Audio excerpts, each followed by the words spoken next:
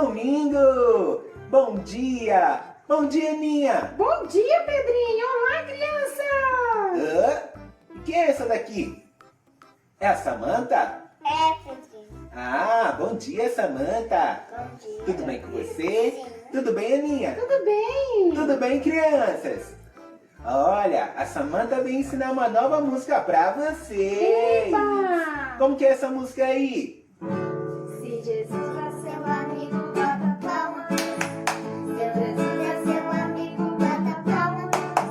Se Jesus é seu amigo, ele está sempre contigo. Se Jesus é seu amigo, bata palma. Acho que eu aprendi, Se hein? Jesus é seu amigo, bata os pés. Se Jesus é seu amigo, bata os pés. Se Jesus é seu amigo, ele está sempre contigo. Se Jesus é seu amigo, bata os pés. Se Jesus é seu amigo, faz um Uhul! Se Jesus é seu amigo, faz um Uhul! Se Jesus é seu amigo, ele está sempre contigo. Se Jesus é seu amigo, faz um Uhul! Aê! Crianças, vamos cantar mais um louvor? Deus é tão bom. Deus é tão bom. Deus é tão bom. É tão bom pra mim. Deus é tão bom. Deus é tão bom. Deus é tão bom. É tão bom pra mim. Criança, vamos aprender o nosso versículo desta manhã, que se encontra na Bíblia Sagrada, em 1 Pedro 5:6. Vamos dizer todos juntos? Humilhai-vos debaixo da poderosa mão de Deus, para que ao seu tempo vos exalte. Agora, nós vamos falar só o time das meninas, beleza? Vamos lá, meninas. Vamos falar, ó, bem legal. E depois os meninos vão falar com o tio Zé. Bora lá, meninas? 1 Pedro 5:6. Humilhai-vos debaixo da poderosa mão de Deus. para que ao seu tempo vos exalte, crianças. Agora nós vamos falar só os meninos, amém? Que diz assim, em 1 Pedro, capítulo 5, versículo 6. Humilhai-vos debaixo da poderosa mão de Deus, para que ao seu tempo vos exalte. Todo mundo junto agora, legal? Vamos lá. 1 Pedro 5:6. Humilhai-vos debaixo da poderosa mão de Deus, para que ao seu tempo vos exalte. E sem ser anunciado, o mensageiro entrou na cidade, com as roupas rasgadas, com a cabeça cheia de terra, e ele foi em direção a Davi.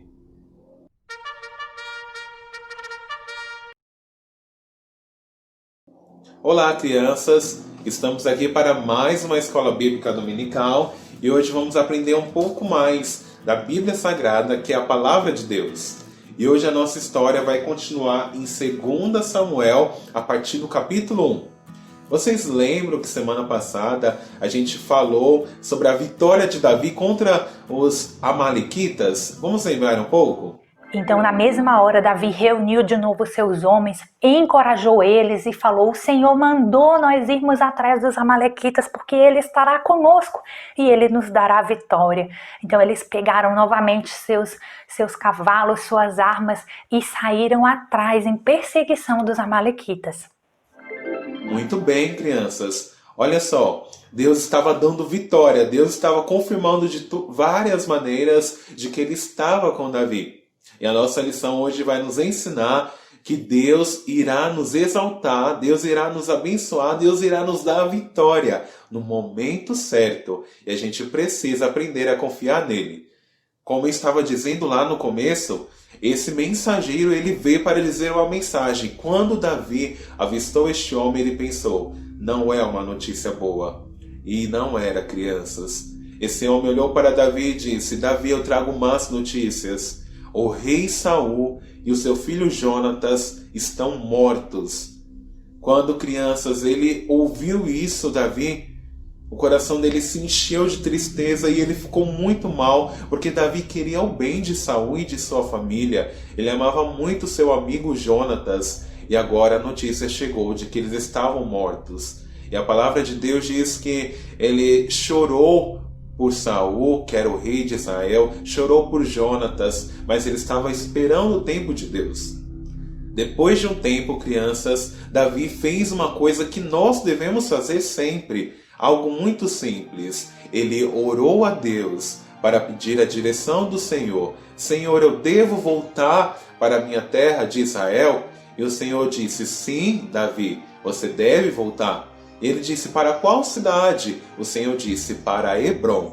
Então Davi pegou as suas 2 mulheres, Ainoã e Abigail, e os seus homens que estavam com ele lá na cidade de Ziclag. Vocês lembram que a gente aprendeu? Vamos falar de novo? Ziclag.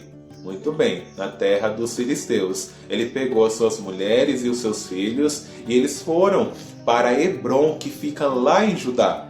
E olha só, crianças, como eu disse, no tempo certo, Deus já estava cumprindo a promessa sobre a vida de Davi. Quando ele chegou em Hebrom e ele começou a morar ali nas cidades vizinhas, os próprios homens de Hebrom, os homens da tribo de Judá, vieram e coroaram Davi como rei de Judá. Olha que legal, crianças! Deus tinha dito que ia fazer de Davi o novo rei de Israel. E agora, sem ele pedir, os homens de Hebrom falaram, você vai ser o nosso rei, Davi. Muito bem. Só que, olha, crianças, ainda era só uma tribo. Era como se ele estivesse cuidando de só um estado e não do país todo. O rei Saul tinha um filho vivo chamado Isbosete. E o comandante do exército de Saul, chamado Abner, o levou lá para Manaim e o coroou ele como um novo rei de Israel. Mas essa não era a vontade de Deus. A vontade de Deus era que todo Israel agora fosse governado por Davi. Mas Abner se precipitou. Ele não fez o que era a vontade de Deus. Então, Isbosete ficou durante 2 anos governando sobre 11 tribos. E Davi estava somente governando sobre a tribo de Judá. Então começou uma grande batalha entre o povo de Israel e o povo de Judá. O povo de Isbosete e o povo de Davi, só que eles eram povo de Deus. E começou uma batalha tão feia, tão grande, que morreram muitos homens nessa guerra. Depois de um tempo, Abner, que era o comandante do exército de Isbosete de Israel, ele resolveu fazer uma aliança com Davi.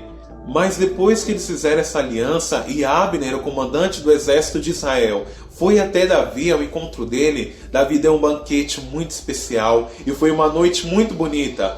Mas quando ele estava indo embora, que ele já estava no caminho, alguns soldados mandados por Joabe, que era o comandante do exército de Davi de Judá, mandou que Abner voltasse para falar em particular. E na entrada da cidade de Hebrom, aconteceu algo muito terrível. Joabe, o comandante de Judá, matou Abner, o comandante de Israel. Foi algo muito horrível. Quando Davi ficou sabendo disso, ele lembrou que no tempo certo Deus honraria ele e que ele não precisaria passar por cima de ninguém. Portanto, ele disse: eu lavo as minhas mãos, eu e o meu povo, eu e o povo de Judá, não temos nada a ver com essa matança, com essa morte de Abner. Que recaia sobre Joabe, sobre a sua família, o mal que ele fez a este homem. Davi ficou muito triste. E crianças, quando Isbosete, o rei de Israel, ficou sabendo que o seu melhor comandante morreu, crianças, ele ficou com muito medo, porque ele falou: eu não sei governar sozinho. E Isbosete, o rei de Israel, estava preocupado.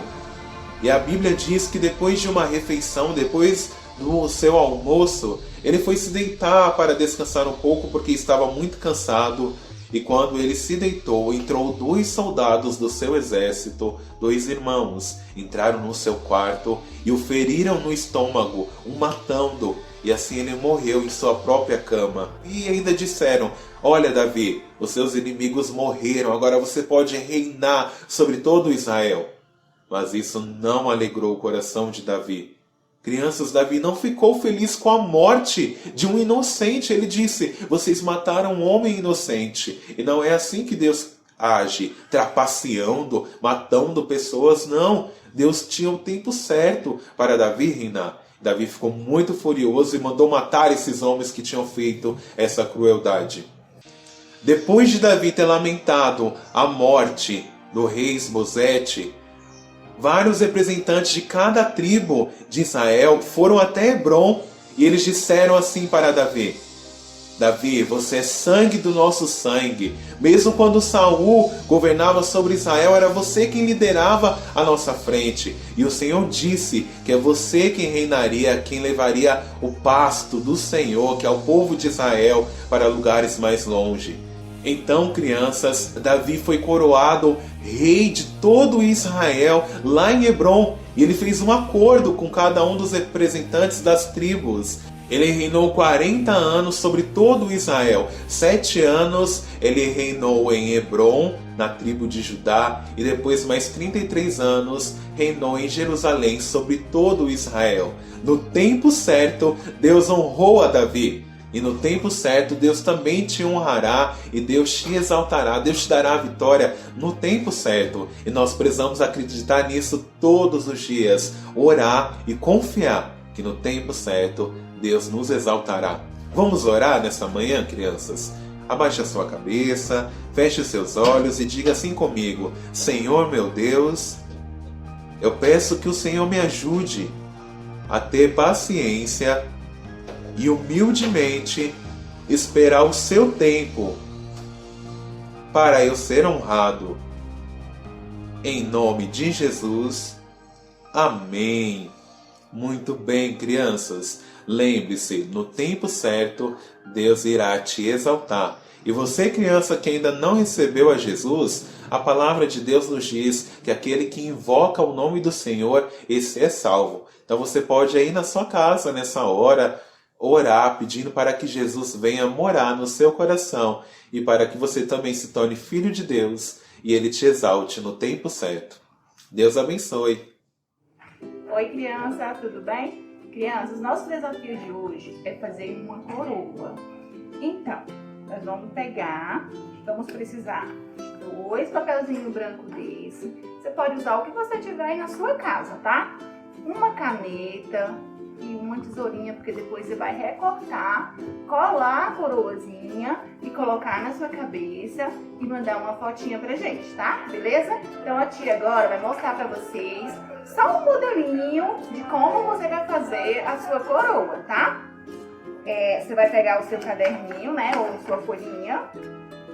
Você pode pegar uma régua também para ficar melhor pra você, tá? E você pode desenhar ela aqui. Aí aqui você faz o seu desenho, né? Não precisa ser especificamente do jeito que a tia tá fazendo aqui, tá? Pode ser do jeito que você sabe, do jeito que você conhece, tá bom? E aí você faz o seu desenhozinho. Se você quiser fazer desse modelinho aqui, dessa coroa, você faz, né? A tia já deixou aqui pra mostrar pra vocês. Aí faz as 3 bolinhas aqui. Depois você vai lá. Se você quiser pintar, pra ficar mais bonitinho, você pinta. Se você não quiser, não precisa. Então você vai, faz o seu desenhozinho, recorta, assim, né? Recorta as bolinhas e cola. E monta pra gente, manda fotinha pra gente ver, tá bom? E até breve. A graça do Senhor.